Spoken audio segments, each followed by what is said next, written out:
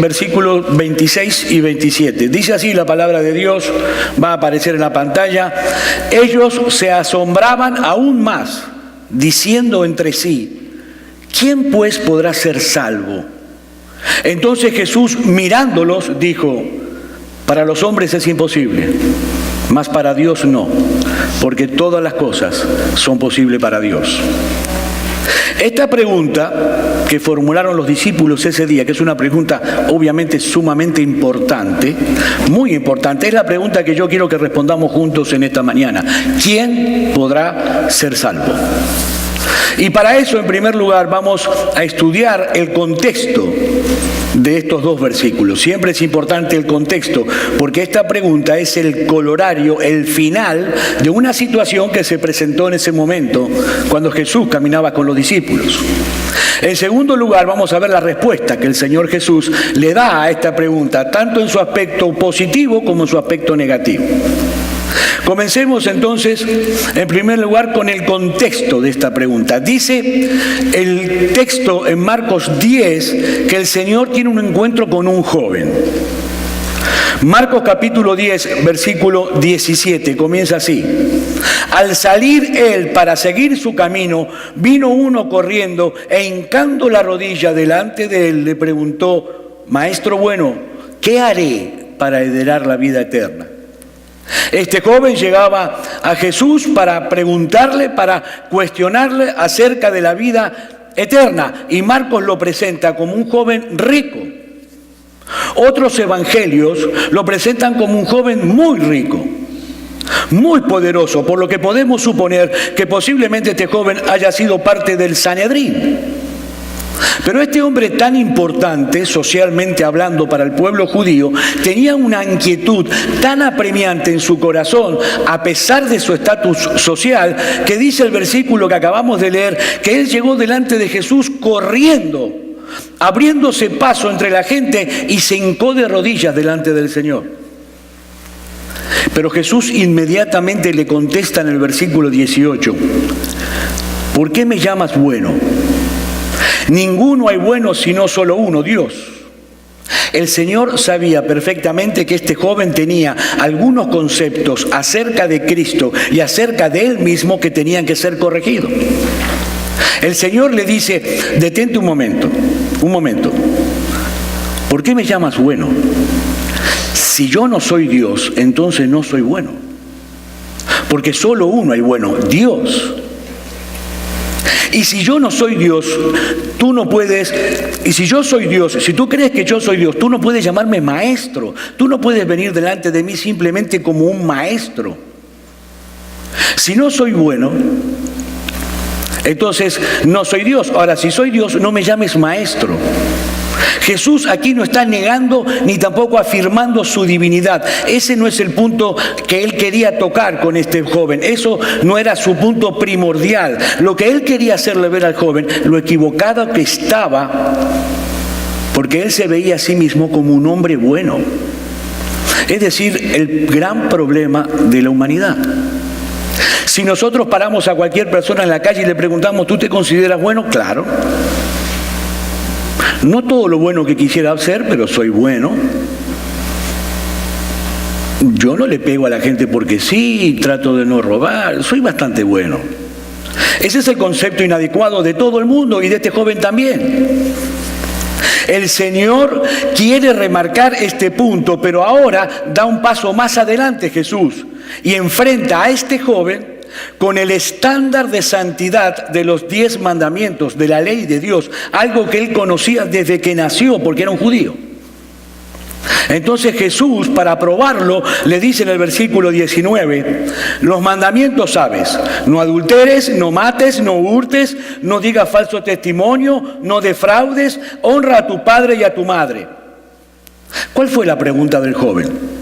Bueno, el joven le dijo: Señor, maestro bueno, ¿qué haré para obtener la vida eterna? Y Cristo le dice: así que tú quieres hacer algo para obtener la vida eterna, ¿no? O sea que para ti todo pasa por hacer, ¿no? Todo pasa por las obras. Cuantas más obras tú hagas, Dios te va a aceptar mejor por ellas. Bueno, entonces si quieres hacer obras, ahí tienen los 10 mandamientos. Cúmplelos a la perfección y vivirás. Pero este joven no solo era ignorante respecto a la ley, era sumamente orgulloso y soberbio. Miren lo que él le contesta en el versículo 20 a Jesús. Él entonces respondiendo le dijo: Maestro, todo eso lo he guardado desde mi juventud. Mateo, en su evangelio, en el relato paralelo a este, dice que el joven terminó con esta frase: ¿qué más me falta? Es decir, ese joven soberbio le estaba diciendo a Jesús: Maestro, ¿hay algún mandamiento nuevo que haya salido ahorita que yo no conozca? Porque todo eso, lo que tú me estás hablando, yo ya lo he guardado. Yo no tengo problema con eso, lo he guardado desde que nací. Y he ahí el problema principal de este joven. Él tenía una visión tan superficial de los mandamientos de Dios que él no se daba cuenta cuando los violaba.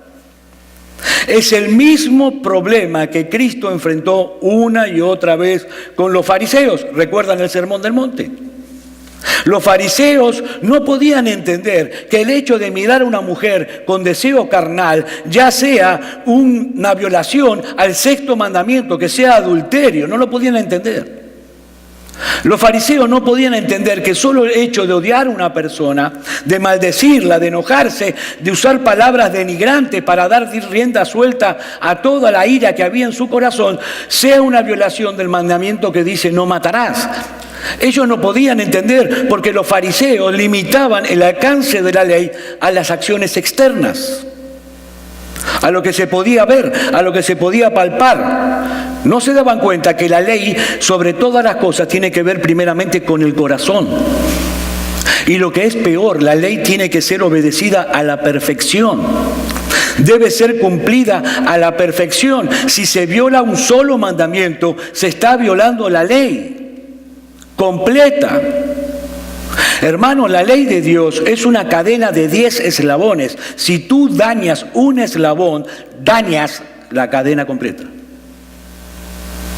Tú no estás violando el mandamiento que dice no mentir. Tú estás violando la ley de Dios completa. Gálatas capítulo 3, versículo 10.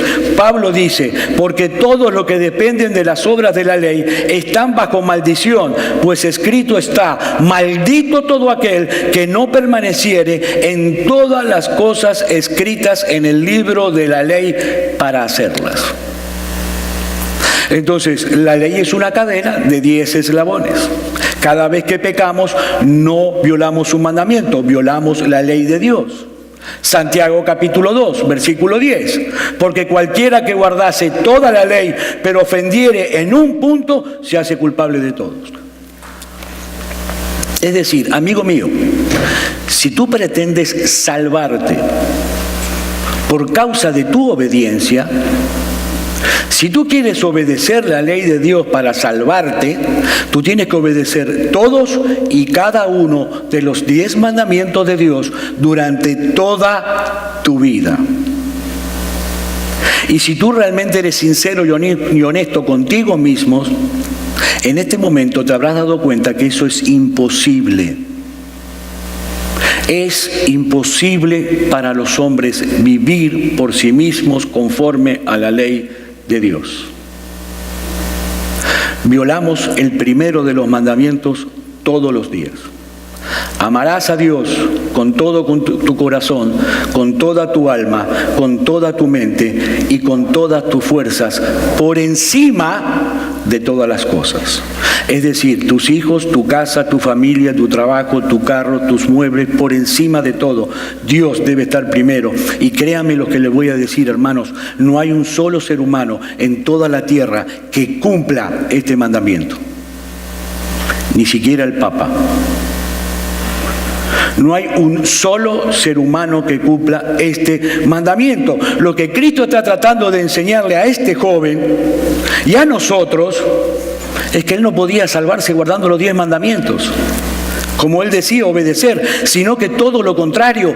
Nadie puede salvarse de ese modo, porque nadie es capaz de vivir a la altura de esa norma divina. Pero Jesús va más allá. Versículo 21. Entonces Jesús, mirándole, le amó y le dijo: una cosa te falta. Vende todo lo que tienes y dalo a los pobres y tendrás tesoro en el cielo, y ven, sígueme tomando tu cruz. Cristo le estaba diciendo: ok, tú insistes en que tú cumples toda la ley. Bueno, si de veras tú eres un hombre tan obediente a la ley, tú no vas a tener ningún problema en cumplir con lo que yo te voy a pedir ahora. Vende todo lo que tienes y repártelo. ¿Por qué? Porque después de todo, ¿cuáles son los dos mandamientos más importantes de la ley? Amarás a Dios por encima de todas las cosas. Y tú dices que cumples toda la ley. Entonces para ti no va a ser ningún problema dar todo tu dinero, porque tú amas más a Dios que a tu dinero. ¿No es cierto? ¿Y cuál es el segundo? Bueno, amarás a tu prójimo como a ti mismo. Si tú de verdad obedeces la ley de Dios, tú no vas a tener ningún problema entonces en repartir todos tus bienes y darle de comer a los pobres. Ese es el punto donde Jesús quería llegar con este joven. Que él entendiera que la salvación no depende de otra cosa más que creer enteramente en Cristo y en su obra de redención en la cruz. Por eso él le dice: ven y sígueme tomando tu cruz. ¿Tú quieres obtener la vida eterna, muchacho? Entonces cree solamente en mí. Confía solamente en mí. Yo debo ser para ti más importante, más deleitoso que todas tus riquezas. Si esto no puede ser así, es porque realmente tú no has entendido la naturaleza de tu problema. Hermanos, el individuo que sabe que va camino al infierno no se pone a preguntar: bueno, ok, si yo me convierto, a ver, ¿qué tengo que dejar de hacer entonces? No, si tú te estás preguntando eso es porque todavía tú no has entendido tu problema, ni has entendido quién es Cristo. Amigo mío, perderlo todo para ganar a Cristo es un gran negocio, porque Él es el Dios encarnado. Él es el Rey de Reyes, el Señor de Señores. Él es aquel en el que están escondidos todos los tesoros de la sabiduría y el conocimiento. ¿Qué importa perderlo todo con tal de ganar a Cristo? La salvación de este joven rico no dependía en realidad de vender todas sus riquezas y dárselo a los pobres. No, ese no era el punto. Lo que Cristo le quería enseñar es que su salvación dependía exclusivamente de confiar en Cristo para el perdón de sus pecados. El Señor le puso una prueba de fuego para ver hasta qué punto Él estaba dispuesto a creer en Jesús. Yo estoy seguro que si Cristo le hubiera dicho, en vez de todas estas preguntas, le hubiera dicho: mira, tú para obtener la vida eterna, lo único que tienes que hacer es creer en mí. Este muchacho, sin dudarlo un segundo, hubiera dicho: ah, ok, si se trata de eso no hay problema, yo creo en ti. Hermano, lo vimos en el Sermón del Monte. ¿Cuántas personas creen que creen? No todo el que me dice Señor, Señor entrará en el reino de los cielos. Hay personas al que uno le pregunta: ¿tú crees en Cristo? Por supuesto que creo. La pregunta es: ¿hasta qué punto? Jesús le puso a este muchacho una prueba de fuego. ¿Tú realmente crees en mí? ¿Tú realmente confías en mí? Entonces vende todo lo que tienes y dáselo a los pobres y sígueme. ¿Dónde está tu confianza? ¿En las riquezas o en mí? Y nosotros sabemos que, como mucha gente, lamentablemente este joven no pasó la prueba. No aprobó el examen. En ese momento crucial de su vida, él mostró claramente delante de todos cuál era su verdadero Dios, a pesar de lo que él decía con su boca. Versículo 22. Pero él, afligido por esta palabra, se fue triste, porque tenía muchas posesiones. Es importante ver este punto, ¿no? ¿Cómo llegó el muchacho delante de Jesús? Con todo entusiasmo, corriendo, abriéndose paso entre la gente, se hincó de rodillas. ¿Cómo se fue? Apesadumbrado, triste. ¿Qué pasó? El cáncer del materialismo había hecho metástasis en las fibras más íntimas de su corazón. El problema de este joven rico no es que él fuera rico. Ser rico no es un pecado, no es un problema. El problema es que él no tenía las posesiones, sino que las posesiones lo tenían a él. Él era un esclavo de su dinero y de sus posesiones. Y nadie que esté dispuesto a renunciar a este tipo de esclavitud para abrazar a Cristo de todo corazón será bien recibido, hermanos. El punto no pasa aquí en que nosotros tenemos que vender todo lo que tenemos, quedarnos totalmente pobres y en la calle e ir a vivir debajo de un puente. No, no es el punto. El punto es que tú te liberes de esa esclavitud y abraces de todo corazón al verdadero Dios. Y hermano mío, el verdadero Dios no tiene la foto de Abraham Lincoln o de Benjamin Franklin. No, el verdadero Dios es nuestro bendito y glorioso Salvador Jesucristo. No hay otro. Ahora, ¿saben cuál es el problema de la persona rica, de clase media, o la pobre, o de todos en general? Nadie puede librarse por sí mismo de esa esclavitud. Es imposible.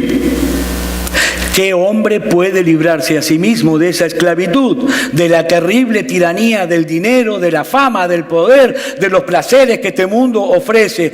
Es imposible. Nadie puede quitarse por sí solo ese yugo pesado y maldito del pecado. Nadie, absolutamente nadie. Jesús dice, es imposible para los hombres. Y luego dice los versículos 23 al 25. Jesús, mirando alrededor, dijo a sus discípulos: cuán difícilmente entrarán en el reino de Dios los que tienen riquezas. Los discípulos se asombraron de sus palabras, pero Jesús, respondiendo, volvió a decirlo: hijos, cuán difícil es entrar en el reino de Dios a los que confían en sus riquezas. Más fácil es pasar un camello por el ojo de una aguja que entrar un rico en el reino de Dios. ¿Por qué Jesús dice esto? Bueno, porque los judíos tenían la creencia que las riquezas eran una señal inequívoca de la bendición de Dios. Cuando más rica era una persona, más bendita de Dios había sido. El favor de Dios estaba sobre ella. Ellos relacionaban las riquezas con la bendición de Dios. Igual que la prosperidad de hoy. Igual que la doctrina de la prosperidad de hoy. La historia se repite. Entonces ellos pensaban: si es más fácil pasar un camello por el ojo de una aguja, que un rico entre al reino de Dios, que supuestamente son los más bendecidos, entonces ¿quién podrá salvarse? ¿Quién podrá salvarse entonces? Y esto nos lleva a la respuesta del Señor en el versículo 27. Entonces Jesús, mirándolos, dijo: para los hombres es imposible, mas para Dios no, porque todas las cosas son posibles para Dios. Y noten algo importante aquí. Jesús no dice aquí que para los ricos será imposible, o para los de clase media será imposible, o para los pobres es imposible. No, no. Cristo es claro, Cristo es contundente, es enfático, es directo. Para los hombres todos es imposible. Para todos. Nadie puede salvarse a sí mismo. Sea que se trate de un perverso que ha dado rienda suelta a sus más bajos instintos pecaminosos, o sea que se trate de una persona decente, honesta, de buena moral, de buenas costumbres, hermanos, amigos, es imposible para cualquier hombre salvarse por sí mismo. Nacemos del vientre de nuestra madre esclavos del pecado. Lo que Cristo está diciendo aquí es que así como es obvio y evidente que un camello no puede pasar por el ojo de una aguja, de la misma manera ningún hombre que se conozca a sí mismo y que conozca la ley de Dios sabe que es imposible poder salvarse a sí mismos. ¿Por qué? Porque es imposible para un hombre vivir a la altura de la justicia que Dios exige. Es imposible para un hombre quitarse el yugo que lo mantiene atado a su pecado. En otras palabras, el hombre no puede ni quiere salvarse a sí mismo. El pecador es un esclavo voluntario.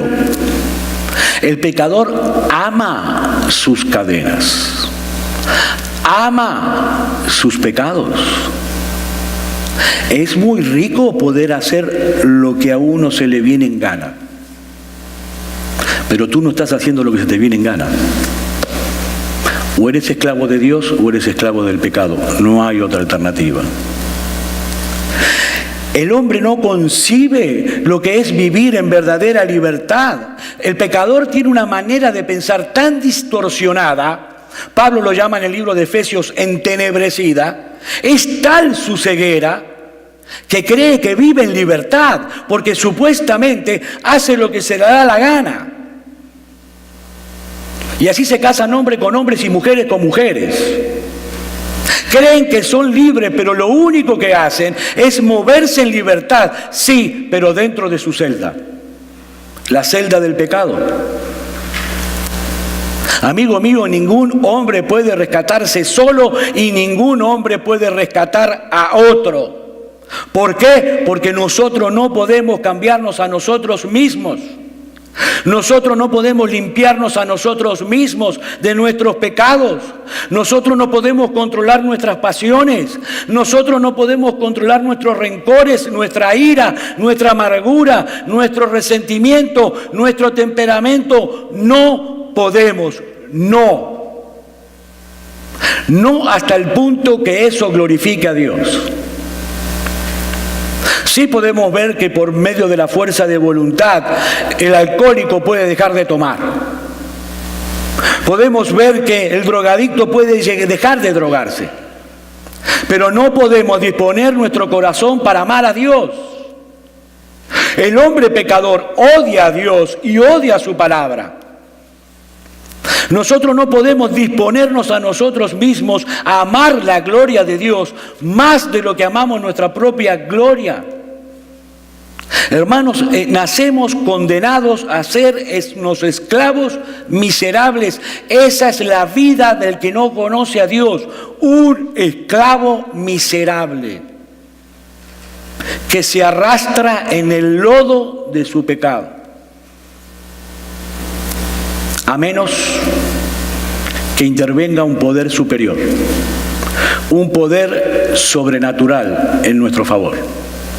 Hay personas que dicen que no vienen al Señor porque ellos tienen dudas de poder llegar a vivir una vida cristiana como se debe vivir. Excusas. Los pecadores inventan excusas, excusas y más excusas. ¿Saben qué es la realidad? ¿Cuál es la realidad de esto? Que a ellos les gusta mucho. Yo diría muchísimo lo que el mundo le ofrece. Mucho. Ellos aman sus pecados. Ellos aman sus pasiones.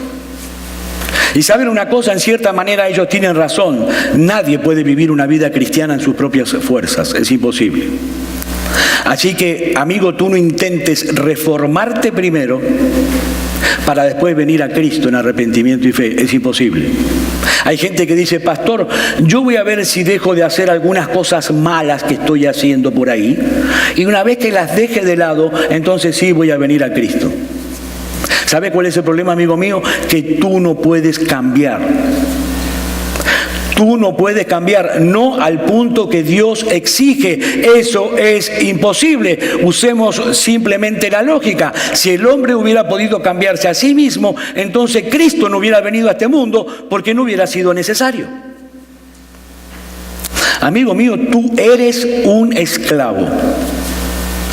Y tienes que entenderlo. Tú no puedes liberarte a ti mismo. Tú no puedes pagar la deuda que tú tienes desde que naciste hasta hoy con la justicia divina de Dios. La vida cristiana es mucho más que simple moralidad. La vida cristiana es hacer todo lo que uno hace para la gloria de Dios.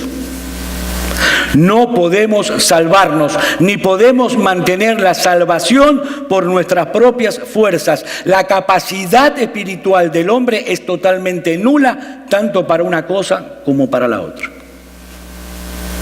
Pero ¿saben una cosa? Gracias a Dios, Gloria a Dios, ese poder sobrenatural existe y se encuentra a disposición de los pecadores. Y eso es precisamente lo que Cristo declara en el versículo 27 que estamos estudiando hoy. Entonces Jesús, mirándolos, dijo: para los hombres es imposible, en verdad, mas para Dios no, porque todas las cosas son posibles para Dios. Y aquí tenemos muchísimos testigos de esta gloriosa verdad. Nada es imposible para Dios. Hay esperanza para el pecador. Aún a pesar de su impotencia, aún a pesar de su incapacidad, de su maldad, porque lo que es imposible para los hombres por sí mismos, no es imposible para Dios. Amigo mío, es Dios el que salva al pecador. Y su poder no puede ser limitado por nada, porque Él es omnipotente y soberano. Todas las cosas son posibles para Dios. Amigo mío, fue Dios quien proveyó el remedio para el problema del pecado a través de la persona de su Hijo. Es Dios quien abre los ojos de los ciegos para que podamos ver la terrible condición en la que nos encontramos, la urgente necesidad que tenemos de ser salvados y el glorioso Salvador que puede salvarnos. Es Dios. Es Dios quien inclina eficazmente nuestra voluntad para que abracemos por la fe y de todo corazón la salvación que Cristo ofrece en el Evangelio. Ese es el punto focal del Evangelio, hermanos. Ese, la total impotencia del hombre contrastada con el absoluto poder de Dios. Por nuestra salvación, Cristo hizo lo que ningún hombre hubiese podido hacer. Voluntariamente, siendo Dios, la segunda persona de la Trinidad, se encarnó en un cuerpo humano igual al tuyo, igual al mío, vivió en esta tierra una vida de absoluta y completa obediencia a la ley moral de Dios, y luego murió en una cruz en lugar de miles y miles y miles de pecadores que habían violado esa ley en incontables ocasiones. ¿Para qué? Para que esos pecadores ahora pudieran ser salvos únicamente por medio de la fe. Ese es el glorioso mensaje que el Evangelio proclama. Salvación completa y gratuita en Cristo Jesús. Y es precisamente a través de la predicación del Evangelio que ese poder se manifiesta. Ese poder omnipotente y absoluto de Dios se manifiesta, no por ninguna otra cosa. Esto es importante, hermanos. Dios nunca dijo que iba a salvar a través de la música, a través de la letra de las canciones, a través de una obra de teatro, a través de ninguna otra cosa que no sea la predicación del Evangelio. Estoy viendo iglesias desviarse cada vez más, haciendo cualquier cosa con tal de llenar los lugares de gente. Hay una frase que me encanta: pastor, no llenes tu iglesia de gente, llena a la gente de Dios.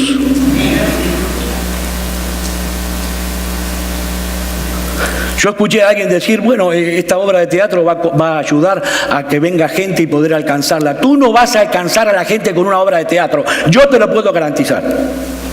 Porque ese Dios soberano, absoluto de la Biblia, que creó todo lo que existe, determina cómo va a salvar. Él, no nosotros, ¿sí o no? Bueno, Él ha determinado que es a través de la predicación de su santa palabra con sana doctrina, no hay otra. No hay otra. Dejémonos de inventar cosas. Dios no nos dio la prerrogativa o la autoridad de inventar cosas que le guste a la gente. No, esto no es para que le guste a la gente, es para que le guste a Dios. Hermanos, yo les ruego, porque nos estamos volviendo grandes y un día nosotros vamos a morir y nos van a seguir las generaciones que vienen. Yo les ruego, nunca permitan que en este ministerio hispano de Olcotl se deje de predicar la santa palabra de Dios para dar lugar a otras cosas que supuestamente dan más resultado. No lo permitan, hermanos.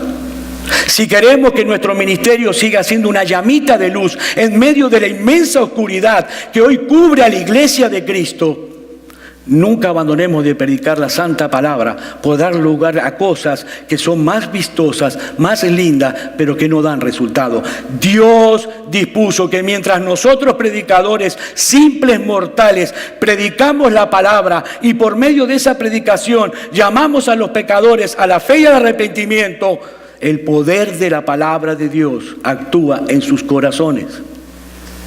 Dios es soberano y Él ha decretado soberanamente dispensar su gracia, su poder a través de la predicación del Evangelio. Por eso es que Pablo escribió en Romanos 1:16 que el Evangelio es poder de Dios para salvación.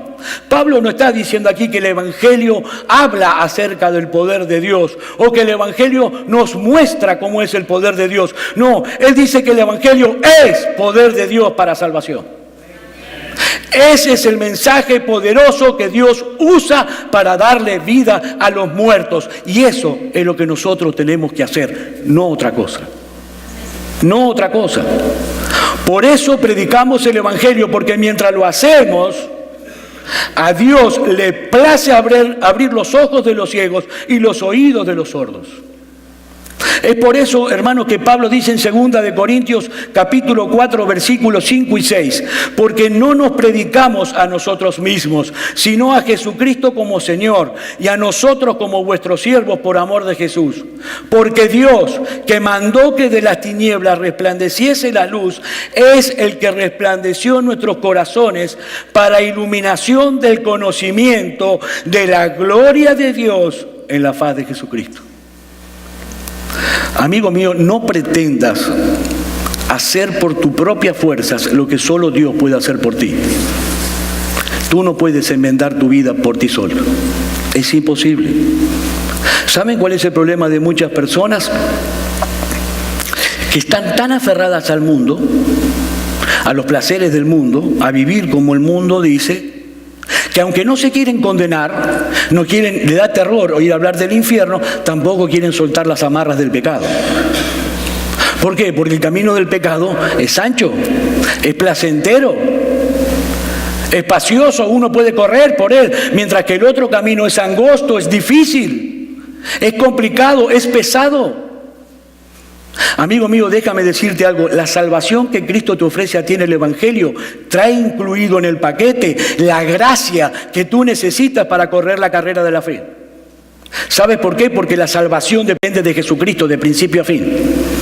De principio a fin, la salvación es del Señor. Tú tienes una sola responsabilidad, que ya la vimos aquí. Una sola responsabilidad, y es responder a su llamado. Entrad por la puerta estrecha. Esa es tu responsabilidad. Ven a Él en arrepentimiento y fe. Ven a Él reconociéndolo como tu Señor y Salvador y entrégale tu vida. Él promete no rechazar a nadie que venga a Él con un corazón contrito y humillado. Vamos a terminar con lo que dice Jesús en Mateo capítulo 11, versículo 28 al 30. Venid a mí, todos los que estáis trabajados y cargados, y yo os haré descansar. Llevad mi yugo sobre vosotros y aprended de mí, que soy manso y humilde de corazón. ¿Y qué pasará? Y hallaréis descanso para vuestras almas, porque mi yugo es fácil y ligera mi carga. Vamos a orar. Padre, te damos gracias por